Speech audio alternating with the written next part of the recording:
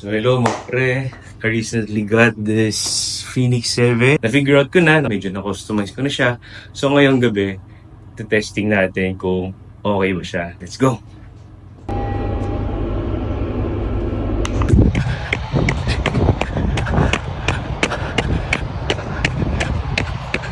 Alright, so yun. I'm done with my run.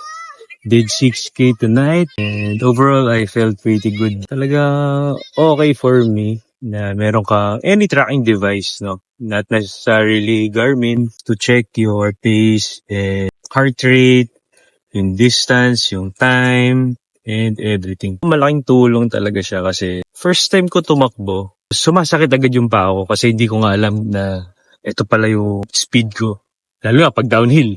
Pag mas mabilis ka, syempre, mas nasa-strain yung legs mo. Ngayon, kung napapansin ko medyo mataas na yung heart rate, sinuslow down ko palalo. At least, minemaintain ko yung pace ko. Currently, na 9:05 na. Ang ganda ng surroundings, guys. Talagang buhay na buhay yung park nila, lalo. So, uwi ka na. Let's go!